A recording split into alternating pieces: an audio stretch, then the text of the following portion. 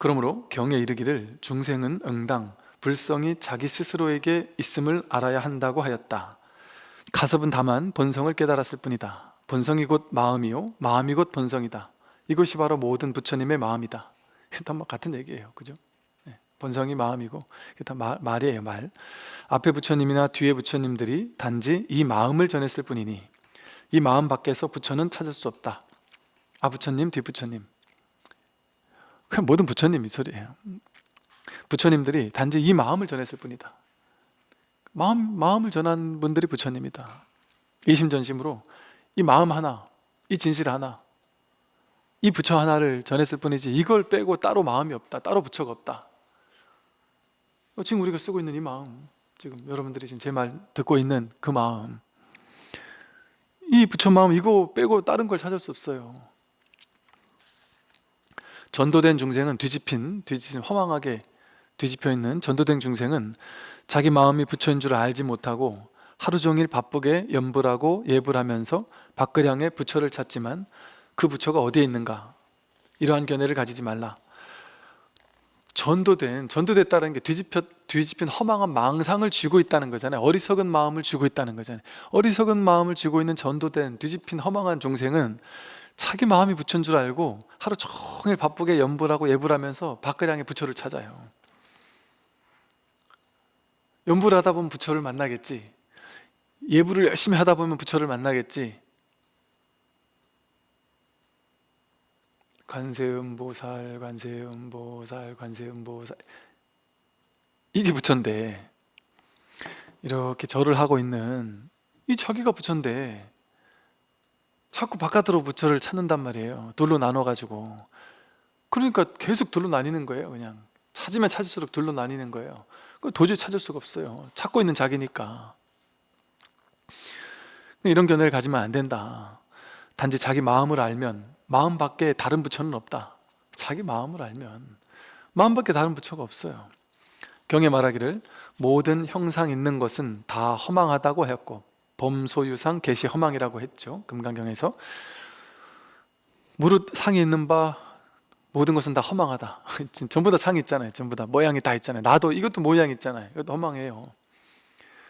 명예, 권력, 지위, 사랑, 질투, 이런 정신적인 개념들, 이것도 다 모양이 있잖아요. 사랑하면 사람들마다 저마다 사랑에 대한 모양이 있잖아요. 이런 부자에 대한 모양이 있잖아요. 정신적, 물질적인 일체 모든 건 다 형상이 있잖아요. 이미지가 그려지잖아요. 그 형상이 있는 건 전부 다 허망해요. 그래서 요 다음 구절이 그거죠. 약견 재상비상이면 직견열이다. 만약에 상이 아닌 줄 알면, 그 형상이 진실이 아닌 줄 알면, 그건 인연 따라 왔다 가는 허망한 것인 줄 알면 곱창 열애를 보리라. 눈에 보이는 생겨나고 사라지는 모든 것들에 우리는 목매잖아요. 더 좋은 집 사고 싶어, 더 좋은 형상을 집착하는 거잖아요. 근데 그게 허망하단 말이에요. 그러니까 하되 함이 없이 하면 된다는 거예요. 그렇다고 부자가 되지 말라는 게 아니라, 돈을 벌지 말라는 게 아니라 열심히 벌되 그게 진실이 뭔지를 알고 이게 형상인 줄 알고 살면 된단 말이에요. 그러면은 내가 10평짜리 저 시골의 판자촌에 사나, 서울 도심 한가운데 비싼 아파트에 사나, 그냥 사는 거예요. 분별 없이. 아니 이거 분별 아닙니까? 이게 분별로 따지면, 사람들의 중생심으로 따지면, 여기 용산 오기 전에, 우리 여기 마포 오기 전에 맨날 올 때마다 보이는 아파트들 있잖아요. 저 63빌딩 옆에 또 그쪽에 보면 새로 막 강 주변에 아파트 막 올라오는 게 제일 비싸다 그래요. 그 웃기지 않아요? 무슨 양구든 영월이든 충청도나 강원도 같은 데도 시골 마을에 좋은 아파트 있어요. 시골 읍내나 시 같은 데도 좋은 아파트 있어요. 새로 지은 아파트 있어요. 겉으로 봤을 땐 똑같아요. 똑같이 되게 무슨 좋은 아파트, 주상복합 아파트 이런 거 시골에 가도 있어요. 요새는. 똑같은 아파트인데, 똑같은 아파트 아니에요? 그 안에 들어가면 똑같겠죠. 그런데 여기는 한 30억, 50억 가고 저기는 한 3억, 5억 가고 이런다는 게 10배 쓰기를 차이 난다는 게 웃기는 일이지요. 어찌 보면 실제 눈앞을 사는 사람은 어떻겠어요? 그러니까 분별에선 다르죠, 당연히. 그런데 실제 눈앞을 살면 여기 사면 여기 사는 거예요. 그냥 그 나쁘다는 게 아니에요. 여기 사면 여기 사는 거고 저기 사면 저기 사는 거예요. 마음에 속삭임이 없어요. 야, 나도 언제 저기를 살아보지. 저걸 못 살아서 나는 비참해. 저 사람들 얼마나 좋을까 막 부러워하고 이런 생각에 끌려가지는 않으면서 행복하게 사는 거예요. 거기서 어디서든. 그리고 제가 옛날에 한편으로는 친환경 이런 거 공부할 때 보면 제일 꿈에 그리던 집은 어디냐면요, 우리를 정말 건강하게 해주는 집은 강원도 제가 옛날에 양구에 살았거든요. 강원도 양구에 곳곳에 다니다 보면 그냥 1층짜리 그냥 허름한 집들이 있어요. 가장 아름다운 집이에요. 어떤 분이 저보고 저 합천 시골의 산 중턱에 있는 아무도 없고 그 절 하나만 달랑 있는 완전 그 조그만한 절인데 거기 와서 좀 사실 마음 없냐고, 아니면 살만한 스님 누구 추천 좀 해달라 그래가지고 가서 구경해 봤더니 엄청 오래된 집인데 그냥 작은 법당 대웅전 하나 있고 좌우에 이렇게 텐마루 있는 옛날 건물 있는데 앞에 텃밭 하나 있는데, 와, 제가 옛날 20대 때 같았으면 제가 20대 때 막 자연에 꽂혀가지고 엄청 농사를 짓고 살던 때였거든요. 그때 같았으면 막 그냥 바로 막 뛰쳐가고 싶을 정도로 너무 좋은 거예요. 하루 종일 아무도 안 찾아와요. 진짜 정말 너무너무 꿈에 그리던 곳이더라고요. 마음 같아서는 막 당장 달려가고 싶었는데 여건상 그래서 딴 도반 선생님 소개시켜 드렸는데 거기가 제일 좋은데요. 사실은 친환경적으로 생각하면 사람이 그런 데 살면 정말 건강해져요. 높은 데 살면 높은 데 살수록 사실은 법정 스님이 그러셨잖아요. 사람은 흙과 가까울수록 건강해져요.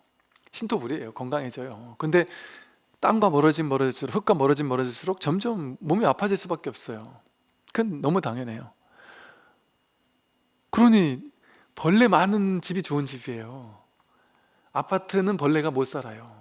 높은 데로 올라갈수록 벌레가 다 죽어요. 못 살아요.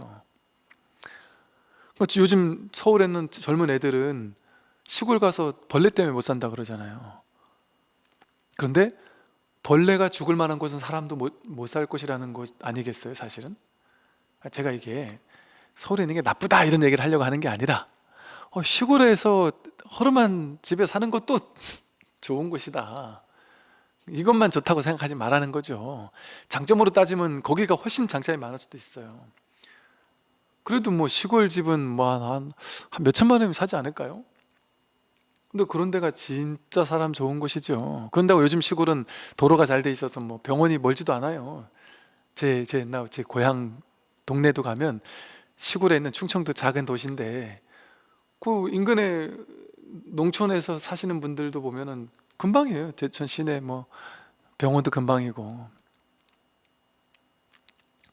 그래서 참 저희 부모님도 이렇게 그 텃밭을 해서 농사 지면서 사시는데 그 80이 넘으시도록 그 일을 손에 안 놓으세요. 좀 편히 사시라고 해도 나는 편히 살면 평생을 일하고 살아서 편히 살면 오히려 죽을 것 같다. 그 일을 하면서 그냥 내 맨발로 논밭 왔다 갔다 하면서, 그러니까 병원 한 번 안 가고 사시는 거예요. 건강하게. 거기서 나온 음식 해 드시면서. 그러니까 뭐가 좋다 나쁘다라고 이렇게 딱 할 수 있는 게 없다라는 거죠. 그러니까 이게 뭐 나쁘다 혹은 이 서울에 있는 집을 가지려고 하지 말라는 게 아니고 인연 따라 사는 거죠. 가질 수 있으면 갖고 못 가지면 못 갖고, 그러니까 그냥 인연 따라 다 좋단 말이에요. 그것도 좋고 이것도 좋고, 그러니까 분별할 필요가 없는 거잖아요, 사실. 근데 이제 생각은 분별하죠. 똑같은 조건에 살면서도 생각은 자꾸 분별을 하는 거예요. 그 분별이 없으면 눈아픈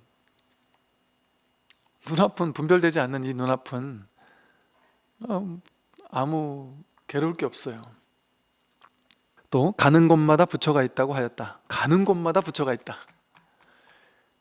가는 곳마다 부처가 있어요. 어디든 부처가 없을 수가 없단 말이에요. 부처를 저도 한번 확인하고 싶어요 이러지만 부처 아닌 걸 가져와 보세요. 부처 아닌 걸 도저히 가져올 수 있나? 자기 마음이 바로 부처이니 부처를 지니고 부처에게 절하지 마라. 자기 마음이 바로 부처이니 부처를 가지고 부처에게 절하지 마라.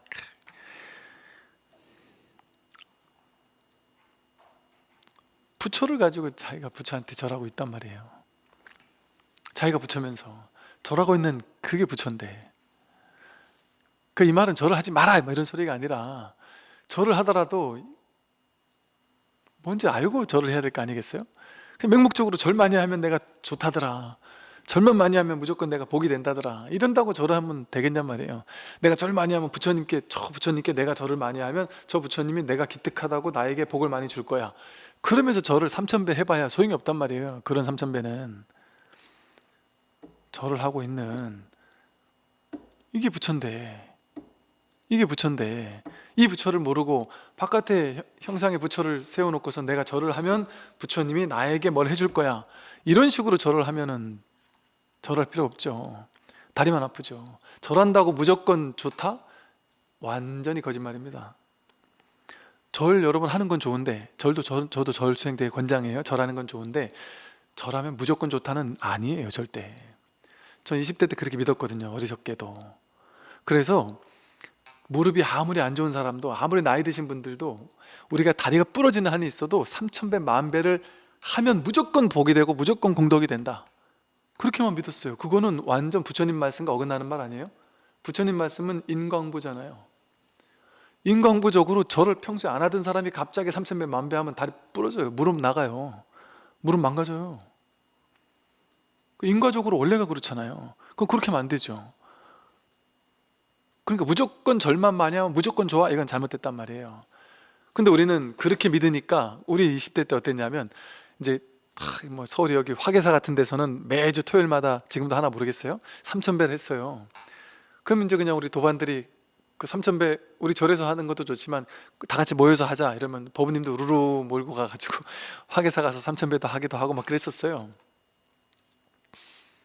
근데 그때 하다가 너무 아파서 죽을 것 같은데, 무릎이 아파 죽을 것 같아도 신심이 있으려면 중간에 포기하는 건 신심 없는 거야. 우린 100% 그것만 믿었어요. 막 3000배 정도야 뭐 그냥 같은 도반들끼리 하려고 왔으니까 해도 괜찮겠죠. 다만 무리해서라도 반드시 해내고야 마는 게 불교 같잖아요. 신심 같잖아요. 그렇지 않아요. 그렇게 3000배 하시려면 그 전에 최소한 1, 2주 전에 108배 한번 하고, 그 다음날 한 2, 300배 하고, 그 다음날 한 500배 하고, 또 천천히 그것도 천천히 이렇게 좀 무릎 단련도 시키고, 그래 가면서 나중에 이제 3000배 하면 좋죠. 무릎이 더 좋아져요, 관절이. 근데 평소에 안 하던 사람이 갑자기 3000배 하면 무릎 나가고 무릎 망가져요. 참선 안 하던 사람이 갑자기, 참선 하던 사람도 마찬가지예요. 너무 오래 버티는 참선만 하다면 치질 걸려요.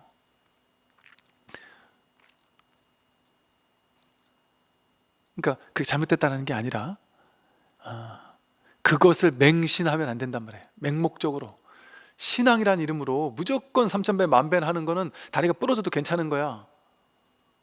그건 다리 부러져요, 그냥 그 인광부로. 그러니까 그거는 그런 어떤 그렇다고 해서 이게 절하는 게 이게 신심이 아니다라는 얘기는 아니고요. 절은 되게 좋아요. 정말 몸 건강에도 너무 좋아요. 또 이렇게 반복적으로 같은 동작을 반복을 하잖아요.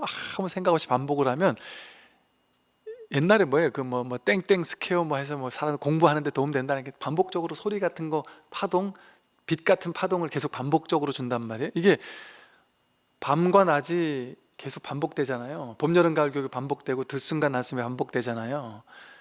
이게 반복적으로 절을 하거나 이런 어떤 행위를 가만히 계속하게 되면 좀 생각이 좀 더 이렇게 통일되기가 쉬워요. 막 생각에 시달리기보다 생각이 조금 더 이제 고요히 하기가 조금 더 쉬울 수 있을 거예요, 아마. 그러고 하다 보니까 이게 절을 계속 하다 보면 그냥 말 그대로 무념무상이 돼가지고 그냥 절만 하게 되는, 그럴 수 있다 보니까 하는 거지. 무조건 막 빨리 막 그냥 3000배 해내고 3000배 하시려면 천천히 하면 괜찮죠. 천천히 나누어서 며칠에 걸려서 3000배 하겠다, 그런 건 좋죠. 막 숫자를 채우기 위한 기도 이런 게, 그게 절대 진실은 아닐 수 있단 말이죠. 만일 부처와, 그러니까 여기서 부처를 지니고 부처에게 절하지 마라 이렇게까지 얘기했단 말이에요. 이건 진짜 절하지 말란 얘기가 아니라 알고 절해라, 알고 하는 소리예요. 만일 부처와 보살의 모습이 호련히 나타나더라도 결코 예경할 필요는 없다. 기도하다가 수행하다가 정진하다가 보면 이런 신비로운 현상이 벌어질 수 있어요. 막 부처, 보살 이런 분들이 막 나타날 수도 있고요. 제가 처음에 제가 절에 있을 때 저희 막 행자로 들어왔던 어떤 분은 뭐 자기는 부처를 칭견했대요. 하여간 부처를 칭견했을 뿐 아니라 그 부처님이 자기한테 뭐 경전을 줬대요. 지금도 기억해, 그 경전 이름을. 불설 지옥경을 받았대요, 부처님한테. 나는 범상한 사람인 거예요, 이 양반은. 그런 일이 벌어질 수 있어요. 그런 얘기하는 사람들 은근히 있단 말이에요. 뭔가 막 희한한 일, 호련히 뭔가 막 부처님도 나타나고 뭐 희한한 일들이 벌어질 수 있단 말이에요. 근데 그걸 능엄경에서도 보면 52가지인가 변마장이라래. 마장, 좋은 경계도 나타나고 나쁜 경계도 나타나요. 그 전부 다 마장이에요. 좋은 경계가 나타나면 그건 쫓아간단 말이에요. 뭔가 대단한 거 나타난 줄 알고, 내가 뭐 엄청난 수행력 있는 건 줄 알고. 그래서 공부할 때 보면은 뭔가 막 경계가 막 나타나고 이런 호련히 부처님이나 보살님이 나타났다든지 이러면 옆에서 막 와 대단하다 하고 부러워하고 그런단 말이에요. 근데 그것은 좋다 나쁘다 해석할 필요가 없어요. 그냥 그럴 뿐이에요. 그냥 그럴 뿐이에요. 내버려 두면 돼요. 그냥 내비두면 돼요. 내비두면은 상관이 없는데, 그걸 가지고 좋다 생각해서 그 집을 잡으려고 하거나 뭔가 잘못된 게 아닌가 해서 막 두려워하거나, 그게 주사간택이에요. 그런 짓만 하지 않으면 된다. 어떤 경계가 나타나도 공부 가운데서 어떤 경계가 나타나고 하더라도 무시하면 돼요. 내비두면 돼요. 그냥. 왜? 그건 아무것도 아니니까. 그냥 우리가 열심히 기도하고 수행하고 하다 보면 온갖 경계들이 일어날 수 있는 거예요. 그냥 일어날 수도 있고 일어나지 않을 수도 있어요. 일어나는 게 반드시 좋다 그럴 수도 없고요, 안 좋다 그럴 수도 없어요. 예를 들어 이럴 수 있겠죠. 뭐 어떤 사람은 집중을 잘하니까, 뭔가 그래도 내가 생각 망상을 안 하고 딱 집중을 잘하니까 그런 게 일어났다, 이렇게 얘기할 수 있는 측면도 뭐 있을 수 있겠죠. 그런데 또 어떤 사람은 이게 체험을 별의별 체험 많이 하는 사람이 있고, 어떤 사람은 체험이라는 거 하나도 안 하는 사람이 있어요. 그럼 이 사람은 좀 집중을 잘해서 그랬구나 이럴 수도 있잖아요. 예를 들면 그런 측면도 있는데, 또 다른 측면은 이 온갖 희한한 요상한 체험을 많이 하는 사람들은 삶이 좀 순탄하지 못했던 사람들, 몸이 뭔가 좀 아팠던 사람들이나 마음이 좀 힘들어서 아팠던 사람들이나, 어떤 막 한번 교통사고가 났다든지 뭔가 안 좋았던 사람들이 그런 경계가 막 오는 경우도 있어요. 또 몸에서 오는 경계 같은 게 막 일어나기도 하고.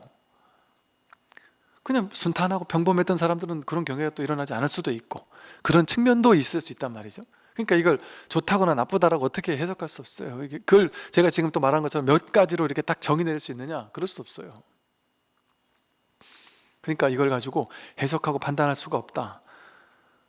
그러니 여기서 말하듯이 달마스님이 이렇게 얘기하신 거예요. 부처와 보살의 모습이 호련히 나타나더라도 결코 예경할 필요는 없다. 부처님 만났다고 막 대단하다고 하면서 막 예배하고 예경하면서 내가 부처 만났다고 하면서 막 상에 빠져서 그럴 필요가 없다. 이 마음은 공적하니 본래 그 어떤 형상도 없다. 본래 이 마음에는 형상이 없어요. 그건 그냥 인연 따라 생기고 사라지는 거예요. 허망한 그림자예요. 그림자. 부처나 보살이 나타났다 할지라도 모양과 형상 없는 이 부처님이 늘 나타나 있는데, 그 모양을 지닌 부처는 진짜 부처가 아니잖아요. 약견 재상 비상 직견 열애잖아요. 범소유상 계시 허망이잖아요. 상이 있는 건 다 허망한 건데 그게 어떻게 부처일 수가 있어요? 부처의 모양이 나타나도 그건 부처가 아니죠. 눈앞에 이게 부처니까. 이게 부처인데 형상으로 부처가 나타났으면 그건 부처 아닌 거잖아요. 범소유상 계시 허망이니까 상으로 나타난 건 다 허망한 거니까. 그러니까 부처가 나타나더라도 결코 예경할 필요는 없다. 그건 상일 뿐이니까. 부처라는 상일 뿐이니까. 이 마음은 공적해서 본래 어떤 형상도 없어요. 이 공적할 뿐이지, 텅 비어 공적할 뿐이지 부처는 없어요. 여기 괴로움이 있는 사람에게만 부처라는 방편을 쓴 걸 뿐이지, 깨달음이라는 방편을 쓴 걸 뿐이지, 여기는 부처도 없고 중생도 없어요. 그러니 부처가 나는 사람은 아직 공부 부족한 사람이에요. 본인이 중생이라는 걸 반증하는 거예요. 부처가 나타나는 건 본인이 중생이니까 부처가 나타나죠. 본래는 중생도 없고 부처도 없는데 이걸 깨달은 사람에겐 부처가 나타날 일이 있겠어요? 중생이 나타날 일이 있겠어요? 혹은 이게 나타나더라도 깨달아가지 않죠. 전혀. 부처가 부처가 아니고 중생이 중생이 아니니까. 이 마음은 공적해서 부처라는 형상 그런 게 붙을 자리가 없어요. 만약 그런 형상을 취하면 곧 마귀에 포섭되어 삿된 도에 떨어진다. 수행하다가 부처라는 형상이 탁 나타났어요. 그럼 예경하지 마라 이 정도가 아니라 그 형상을 취하면 와 나는 거룩한 부처님을 봤어 이러면서 막 대단한 것처럼 얘기를 하는 사람이 있으면 그 사람은 마귀에 포섭되어서 삿된 도에 떨어진 사람이에요. 달마스님 말에.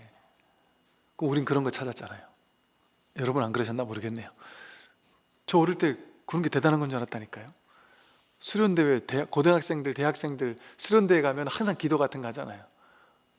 수련대 하면 기도만 끝나고 나면 마음 나누기를 하는데, 마음 나누기 하면 어떤 사람은 뭘 체험했다래고 어떤 사람은 뭘 체험했다래고 부처님이 나타났다래고 뭐 아주 막 부흥 뜬 뭔가 뭘 느꼈다래고 막 온갖 체험들을 막 쏟아내는 친구들이 있어요.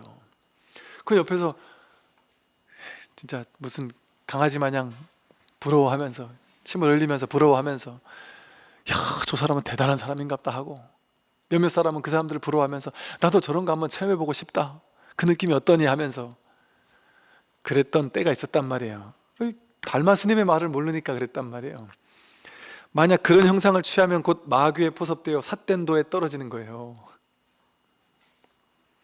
만약 환상이 마음을 따라 일어난 것인 줄 안다면 따로 예경할 필요는 없잖아요. 그냥 환상이 마음 따라 일어난 거예요. 환상이 일어난 거예요. 환상이 실제가 아니란 말이에요. 꿈과 같은 거예요. 그런 줄 알면 이거 그냥 환상이 인연 따라 스르륵 일어나는 건데 거기에 내가 의미 부여할 필요가 뭐가 있어요? 취할 필요가 뭐가 있겠어요? 그냥 오고 가는 거니까 그냥 꿈이니까 아무것도 아닌 거예요. 그냥 어젯밤 꿈하고 똑같은 거예요. 그러므로 절하는 이는 알지 못하는 것이고 아는 이는 절하지 않는다. 이렇게까지 말했어요. 그런 마음으로 절하는 사람은 모르는 사람이다 이거예요. 내가 이렇게 절을 열심히 하면 부처님이 나에게 뭔가 해주시겠지, 이 절 수행한 공덕으로 나에게 뭔가 좋은 일이 일어나겠지, 이런 걸 바라면서 절한다? 그런 사람은 이 법을 모르는 사람이에요. 그리고 이 법을 아는 사람은 그렇게 절하지 않아요. 절을 아예 하지 않는다라는 게 아니고 겉모습으로는 절하는 모습을 취할 수도 있죠. 근데 그런 마음으로 절하지 않는단 말이에요. 절하고 나면 내가 뭔가 공덕이 있겠지 하는 이런 마음으로 절하지 않아요. 부처가 되려고 절하는 게 아니에요. 부처에게 갚이 받으려고 절하는 게 아니에요. 그냥 부처가 절하는 거예요. 절을 해도 부처고 절을 안 해도 부처예요. 절을 해야지만 거룩한 수행자고 절을 안 하면 거룩한 수행자가 아닌 게 아니에요. 참선해야지만 거룩한 수행자고 참선 안 하면 거룩한 수행자가 아닌 게 아니에요. 제가 그 얘기 몇 번 하잖아요. 임재 스님이 황벽 스님 밑에서 공부를 하고 있을 때 임재 스님이 선방에서 두룩두룩 잠이나 자고 있단 말이에요. 그 황벽 스님이 와서 보니까 임재가 자고 있어요. 툭툭 치니까 황벽 큰 스님을 보고도 본체만 자고 눈을 이렇게 떴다가 다시 잔단 말이에요. 그럼 밑에 갔더니만 어떤 스님이 꼿꼿하게 앉아가지고 참선하고 있는 거예요. 정확히 기억이 안 나는데 황벽 스님이 그 스님한테 툭툭 찌르면서 아이고 스님 오셨습니까? 막 안 이랬겠어요? 그 스님한테, 그 앉아있는 스님한테 야, 저 황벽이는 저렇게 열심히 정진하고 있는데 넌 이렇게 게으르게 뭔 짓 하고 있는 거냐? 욕을 했단 말이에요. 참선하고 앉아있는 스님한테는. 자고 있는 스님한테는 정진 중이라고 했단 말이에요. 제가 뭐 선원장을 하시던 큰 스님은 홀로 고요히 공부하고 계시는 절에 찾아뵀더니만 그 하루 일과가 너무나도 단순하면서 너무나도 수행자세요. 새벽에 예불 하고 4시에 불공하고 저녁 때 저녁 기도하고 4분 정근하고 그 나머지 시간은 틈틈이 앉아서 좌선하고 이래서 수행자인 게 아니라 그런 거 없어요. 예불도 없고 기도도 없고 법회도 없고 그냥 아무것도 없어요. 좌선도 없어요. 그 하루 종일 군복 입고 도량 곳곳에서 그냥 하루 종일 청소하시고 밥 깔고 일하세요. 그러다 밥 때 되면 들어와서 밥하고 반찬 할 걸 잘 익숙하지 않으시니까 큰 절에서 이게 얻어먹고 살다가 혼자 계시니까 그냥 아침 해먹는데 2시간, 해먹고 정리하는데 2시간, 점심 해먹고 정리하는데 2시간, 저녁 해먹고 정리하는데 2시간, 나머지 시간 틈틈이 일하고. 그게 정진인 거예요. 수본진심 제일 정진이에요. 자기 진심, 진짜 자기 본래 마음, 이거를 잘 지키는 거, 그게 정진이에요. 제 눈에는 그 스님이 그 어떤 하루에 8시간, 10시간씩 정진하는 스님보다 훨씬 더 정진하는 스님으로 보이더란 말이죠. 그게 진짜 정진이에요. 이 법의 자리에 있다면 그렇겠죠. 예경하면, 그래서 절하는 이는 이 법을 알지 못하는 것이고, 그런 방식으로 절하면 또 아는 이는 절하지 않는다 그랬어요. 이건 뭐 진짜 안 한다 이런 것보다 막 그런 형식적인 수행에 치우치지 않는다, 사로잡혀 집착하지 않는다, 이런 정도의 얘기겠죠. 예경하면 곧 마귀에 포섭되는 것임을 행여나 학인이 알지 못할까 걱정되어 이렇게 밝혀둔다. 아유, 참 달마스님 이렇게까지 우리들을 위해서 이런 얘기 잘못 들으면 여러분, 수많은 불자들은 달마스님 오해하지 않겠어요? 달마스님, 이 달마라고 해서 내가 대단한 스님인 줄 알았더니만 미친놈 아니야, 이렇게 얘기하지 않겠어요? 절하면은 마귀에 포섭되는 사람이라 그러잖아요. 불교를 아는 사람은 절하지 않을 거고, 불교를 모르는 바보나 절한다 이러는 거잖아요. 그 예경하면은 예배하고 예경하고 부처님께 예불 하면 마귀에 포섭되는 것임을 너희들 모를까 봐 알려준다 이러는 거잖아요. 우리가 기존에 알고 있던 거하고 전혀 다른 얘기를 하는 거 아니에요? 왜 이런 얘기를 하는지를 우리가 그 낙처를 알아야 된단 말이죠. 그렇다고 이 말이 무조건 예배도 하지 말고 사시불공도 하지 말고 기도도 하지 말고 아무것도 하지 않는 것만이 옳으냐, 꼭 그것만 얘기하는 건 아니에요. 그걸 하는 게 옳으냐 안 하는 게 옳으냐, 그거는 격가지예요. 격가지, 본질이 아닙니다. 진실은 그걸 하냐 안 하냐 이거가 달린 게 아니라 이 마음자리에 늘 있느냐, 안주하고 있느냐, 늘 마음으로 이걸 탐구하고 있느냐. 그러니까 여러분, 선방에 있잖아요. 선방에 스님들 예불한다, 독경한다, 연불한다, 사시불공한다, 이런 얘기 들어보셨어요? 선방의 스님들은 그냥 뭐가 예불이에요? 그냥 죽비 3번 치고 앉아있으면 예불이에요.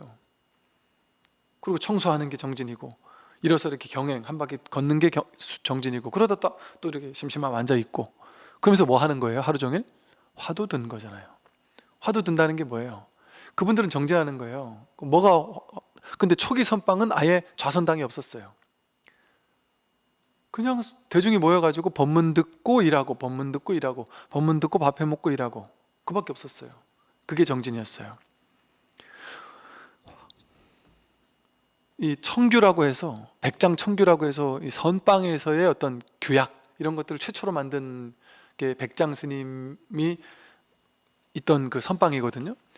그 백장청규가 있던 그 무렵 선방에 좌선당이 없었어요. 좌선하고 싶은 사람은 뭐 그냥 해도 무방하다, 말리진 않겠다, 이 정도. 그 좌선하는 일이 중요한 게 아니었어요.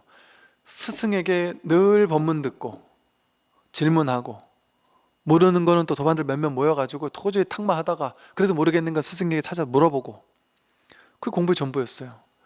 앉는 것도 없고 예불도 없고 아무것도 없었어요. 그게 선방이에요. 그런데 뭐가 있었어요? 항상 스승이 늘 제자들 불러가지고, 알겠냐? 알겠냐? 모르겠습니다. 넌 왜 이렇게 미련하니? 너 지금 여기 얼마나 있었니? 3년 있었습니다. 3년 있으면서 매일같이 법문 들으면서 이걸 모른단 말이야? 너 왜 그러니? 너는 도대체 쪼크도 주고 한 번은 막 혼도 냈다가 그것도 아니야 하면서 다 뺏어가면서 막 너 이렇게밖에 못하겠냐 하면서 수치스럽게 막 그냥 막 혼도 냈다가, 그 다음날 막 기가 퍽 죽어가지고 도망갈 것 같으면 그 다음날 불러가지고, 그래도 너 잘하고 있는 거야, 잘하고 있다, 야, 이 3년 버티는 것만으로 대단한 거야. 남들은 6개월만 해도 도망가고 하잖아. 3년 동안 그래도 이 법 하나 내가 알겠다고 어떻게든 버텨내는 거, 그게 정진이야. 그게 대단. 너 하루하루가 수행의 시간이야. 계속 해봐, 될 거야. 이게 파주와 방행이라 그래요. 하루는 꽉 움켜져서 꼼짝 못하게 그냥 확 붙잡았다가 하루는 그냥 탁 놔준단 말이에요.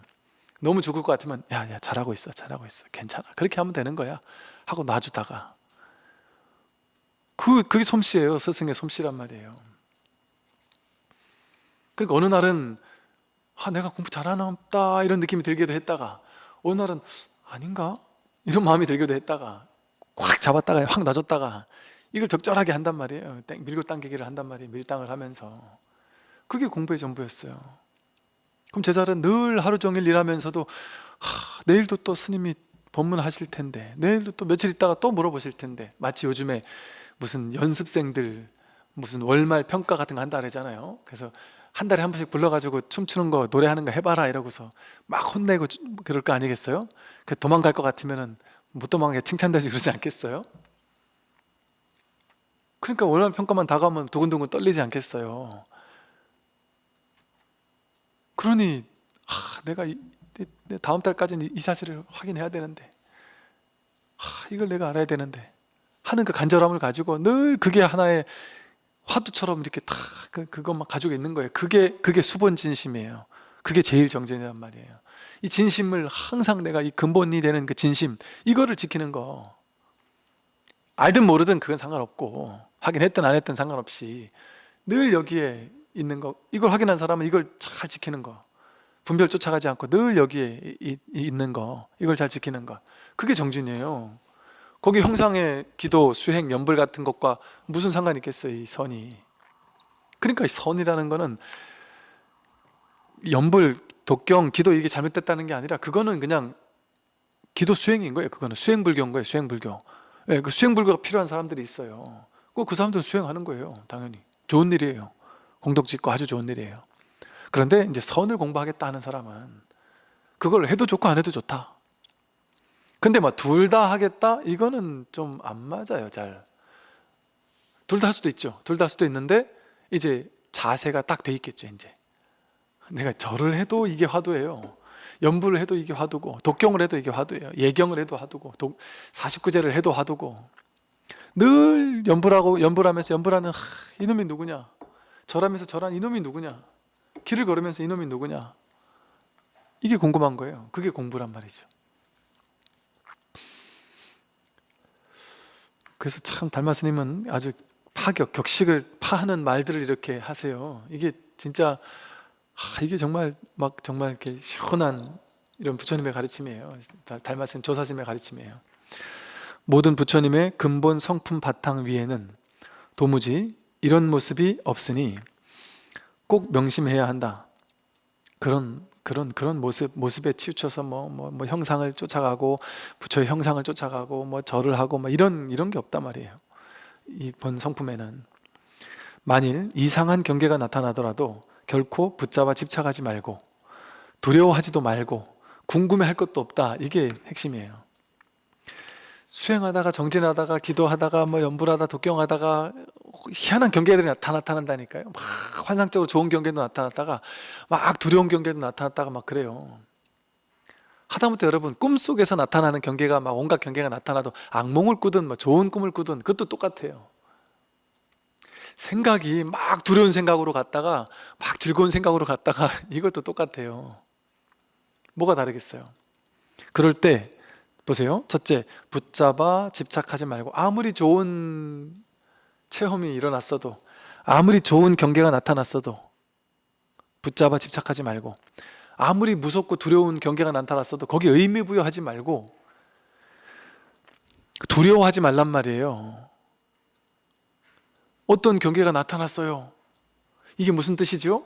궁금해하지도 마라 이러잖아요. 궁금해할 것도 없다 이러잖아요. 물어볼 필요 없단 말이에요. 그거 물어보는 것 자체가 벌써 내 마음에서 쥐고 있는 거 아니에요? 이게 뭘까 하고. 그러니까 되게 궁금해해요, 사람들이. 그럼 제가 공부하다가 수행하다 이런 경계가 나타났는데 그게 뭐죠? 되게 물어봐요. 근데 달말씀 얘기하시잖아요. 딱 이거예요. 집착하지 말고, 좋은 거라고 집착하지 말고, 나쁜 거라고 두려워하지 말고, 아예 아싸리 궁금해하지도 마라. 질문할 것도 없다. 그 아무것도 아닌데 뭘 질문하느냐. 또 어떤 분들은 꿈 꾼 거 와가지고 또 물어본단 말이에요. 이런 꿈을 꿨는데 제가 악몽을 꿨는데 제가 그 죽을라래나요? 좋은 꿈을 꿨는데 제 인생 뭔가 잘 될라래나요? 아니면 그 거꾸로인가요? 몰라요. 궁금할 것도 없어요. 판단하고 분별하고 해석할 필요가 없어요. 그냥 좋은 꿈이라고 해서 집착할 것도 없고 누구한테 막 갖다 팔 것도 없고 나쁜 꿈이라고 해서 그거를 내가 싫어서 두려워할 필요도 없단 말이에요. 좋은 꿈, 나쁜 꿈 이런 게 없어요. 좋은 경계, 나쁜 경계 그런 게 없단 말이에요. 그냥 그런 거지. 허공, 텅 빈 공항 가운데, 아까 말하잖아요. 공적한 가운데 이 본래 공적한 바탕에는 본래에는 어떤 형상도 없고 어떤 모양도 없고 어떤 경계도 없어요. 그냥 텅 비었을 뿐이에요. 그 가운데 그냥 호련히 그냥 왔다 가는 거예요. 그냥 바람처럼. 뭐는 이유가 있어요. 뭐 의미가 있어요. 근데 사람들은 의미 부여하는 거 되게 좋아하죠. 뭐 하나 일어나고 나면 뭔가 뭐 집에 뭐 하나 깨져도 이게 우리가 갑자기 이번 뭐 올해 뭔가 망할 조짐인가요? 뭐 안 좋은 일 생기면 이게 뭔가 그 영화 같은 데 보면 그 뭐라 그러죠? 그런 걸 한 번씩 깔잖아요. 이렇게 뭐라 하더라? 영화에서. 네? 뭐 복선을 깔죠. 그죠? 예, 그럼 뭔가 하나씩 이렇게 깔아놓으면서 거기서 뭔가 의미를 찾도록 그 재미로 영화 보잖아요. 그런 거 없어요. 자기가 그냥 그렇게 의미 부여하고 한단 말이에요. 그리고 뭐 자기가 나에게는 운동선수 같은 분들도 보면 징크스 뭐 이런 게 있다 그러잖아요. 이거 징크스인가? 이렇게 생각하면 그 생각이 자기 징크스를 만들어 강화시켜 버려요. 그럼 그게 세 번, 네 번 반복되면 진짠가 봐 이렇게 믿는 마음이 그걸 점점 더 강화시켜요. 자기가 만든 거예요. 미신 그런 거 없어요. 정해진 그런 게 없어요. 텅 빈 공적한 가운데 뭐가 있어요? 좋고 나쁜 데가 어디 있어요? 자기 있는 곳이 항상 좋은 곳이고 내가 부처인데 어떤 스님 찾아가서 제가 손 한번 잡으면 내가 기운을 받지 않을까요? 뭐 어디 기운 좋은 터에 가가지고 기도 딱 하고 오면은 내가 뭔가 기도빨이 더 잘 받지 않을까요? 그 형상의 세계예요. 그냥 분별의 세계에서는 막 그 틀렸다는 말하는 게 아니라 그건 분별의 세계에서 하는 소리예요. 그냥 막 분별 따라가고 싶으면 그것도 재미로 그냥 하셔도 돼요. 사람은 분위기에 휩쓸리잖아요. 그러니까 일반 중생들에겐 그게 어느 정도 맞을 수 있어요. 틀리다는 게 아니에요. 일반 중생들에게 어느 정도 맞을 수 있어요. 왜? 귀가 얇아서 따라가니까, 그 말이 따라가니까. 근데 자기 중심이 딱 있는 사람에게는 그런 거 쫓아갈 필요가 없어요. 너네가 뭐라고 하든 난 상관없다 하고 내 길을 가는 거예요. 그냥 그게 부처의 길이에요. 뭐 이게 좋다더라 저게 나쁘다더라 이러면 큰일 난다더라 뭐 온갖 그런 미신 뭐 무슨 징크스니 뭐 온갖 이런 것들이 있으면 거기 하나하나 다 걸려가지고 여기 걸려 넘어지고 저기 걸려 넘어지고 자기 줏대 없이 자기 주인공 없이 그냥 말에 끌려다니는 거잖아요. 개념에 끌려다니는 거잖아요. 전통 뭐 이런 미신 이런 거에 끌려다니는 거잖아요. 언제까지 그런 거 끌려다니면서 살 거예요? 남들의 말에 끌려다니며 살면 그 괜히 도인 같은 사람이 한마디 두마디 하면 거기 끌려다니면서 이게 진짠갑다 하고 휘청휘청하며 산단 말이에요. 자기가 주인이 돼서 자기 인생을 살아도 돼요. 아예 하다못해 무슨 인본주의 어쩌고 나오고 뭐 중세 암흑기라고 하면서 옛날 차라리 고대 무슨 뭐 플라톤이니 무슨 그때는 사람이 그래도 뭔가 자기 철학을 가지고 했다. 근데 이제 저 예수 이후로 이제 천주교, 기독교, 교황 뭐 이런 중심의 중세의 암흑기 신이 중심이 되던 시대에는 인간들이 아무것도 못하고 그냥 인간이 뭐 할 수 있는 건 아무것도 없다고 생각하며 살았다. 그러다가 나중에 이제 인간이 뭔가 인본주의 뭐 인간이 뭔가 이렇게 주인이 돼서 뭔가를 한번 해야 되겠다 뭐 이런 얘기들이 있잖아요. 그죠? 그 말이 뭐겠어요?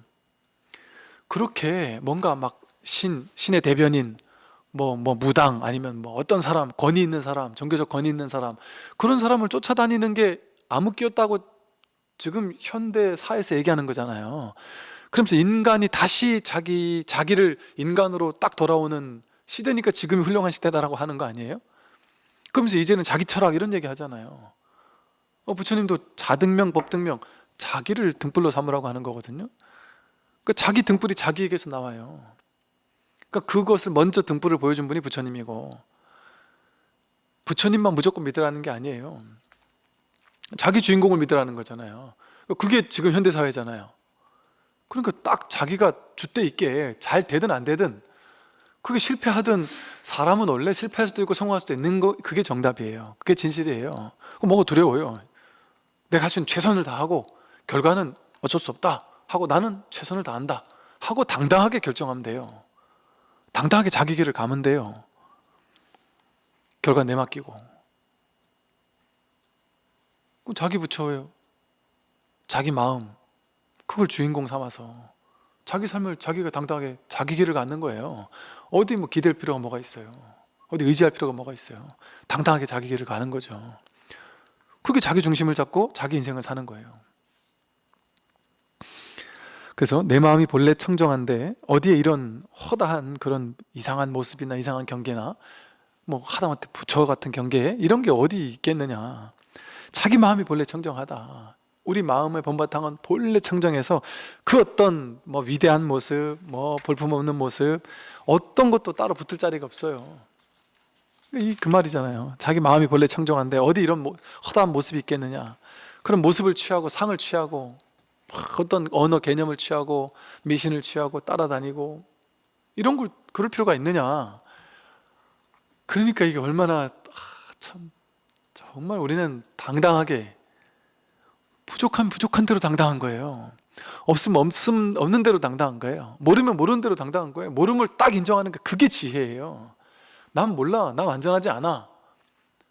그게 지혜예요, 여러분. 여러분, 제가 이제 옛날에는 사람들 앞에서 설법하는 게 되게 부끄럽고 내가 이러면 되나 하고 늘 뭔가 이렇게 찜찜한 게 있었다 그랬잖아요. 어느 순간 내가 이제 나가서 설법을 해도 되겠다 하는 뭔가 모를 어떤 자신감 같은 게 뭐 좀 생겼다면 생긴 건데, 그게 어떤 자신감이냐 하면 내가 뭐 깨달았다, 내가 부처다 뭐 이래서 자신감 생겼다는 게 아니고, 내가 사람들 앞에 나서려면 그만큼 완전해야 되지, 완전한 부처를 해야 되지, 완벽해야 되지, 내가 말하는 거 그대로 실천도 하고 또 정말 순탄하고 뭔가 막 승승장구한다든지 뭐 법으로서도 그렇고 삶에서도 그렇고 뭔가 좋고 야곱하고 훌륭해야지 이래야 되는 줄 알았어요. 근데 그게 법이구나라는 생각이 놓아지더란 말이에요. 부처님처럼, 부처님은 항상 승승장구했습니까? 항상 나쁜 일 없었습니까? 부처님의 결정 중에 잘못된 결정 없었겠어요? 부처님도 서너 번 아무리 오라도 포기할 건 포기했단 말이에요. 이렇게 하려고 했는데 그거 말을 안 들은 제자들이 있었단 말이에요. 그 부처님 교단이 막 그냥 분화가 돼가지고 제자들이 막 싸우는 걸 보고 부처님께서 중재를 해도 안 된 때가 있었어요. 그래서 한 번은 부처님이 얘네들이 영 말을 안 듣고 펜을 안아 싸우니까 부처님도 중재를 못하는 때가 있었으니까, 그 부처님이 그냥 산에 혼자 들어가서 혼자 조용히 아무도 없는 곳에 혼자 들어가서 아예 안 나와버렸어요.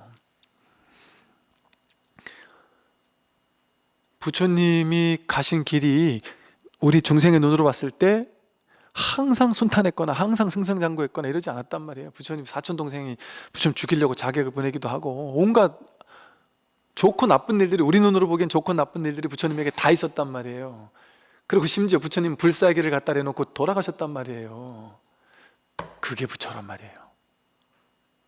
우리 삶이랑 똑같지 않습니까? 부처님의 삶이 우리처럼 똑같이 늙고 병들고 죽잖아요. 괴로운 일도 있고 서글픈 일도 있고 성공도 하고 실패도 하잖아요. 부처님 교단도 육군 비구 뭐 17군 비구 이런 게 있었어요. 즉 그 말이 뭐냐면 부처님 제자들 가운데 아주 사고뭉치, 대표적 사고뭉치들 6명, 17명 모여다니면서 사고만 치는, 그 사고 치는 사람은 다른 스님 간지러서 막 웃기게 하다가 너무 심하게 간지러가 그 스님이 죽었어요. 그리 사고 쳐 사람을 죽이기도 했다니까요. 부처님 제자들은 다 여법했느냐? 그렇지 않았단 말이에요. 이거 내 인생이네? 여러분 인생이잖아요. 우리 인생 그대로 아니에요? 그래서 이 현실이 그대로 진실이라고 하는 거예요. 삶은 이대로 안전한 거예요. 거룩해지고 나서 거룩해지는 게 아니라 지금 이대로인 채 거룩한 거예요. 지금 이대로가 장엄한 아름다움이고 거룩함이고 성스러움이고 신비이고 은총이에요. 지금 이대로가 우리의 이 평범한 삶이 그대로 진실이에요. 거룩해진 삶을 따로 찾을 수 있는 것이 아니고, 저라고 제가 말하는 대로 그대로 현실을 뭐 실천하고 살겠어요? 제가 결정 내린 게 100% 항상 옳기만 하겠어요? 그런 기대 자체가 없어요, 아예. 그런데 되게 가볍게 선택해요. 선택할 일이 있으면 스트레스 안 받아요, 옛날보다. 그냥 가볍게 선택해요. 그리고 틀리면 틀려요. 틀릴 수 있어요. 틀리면 그냥 가볍게 철수해요.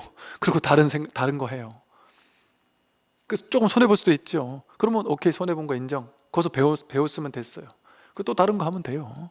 이렇게 하자 했다가 생각해보면 그게 아닌 것 같은데 다르게 하자, 말 번복하기도 해요. 뭐 문제가 되죠?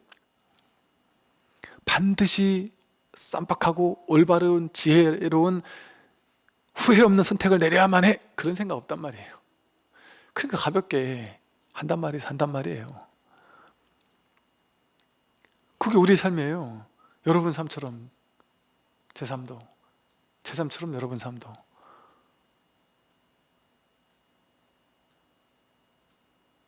그 여러분이 부처님이 여기 계신다면 부처님의 눈에는 다 깨달은 부처들이 앉아 있는 거예요.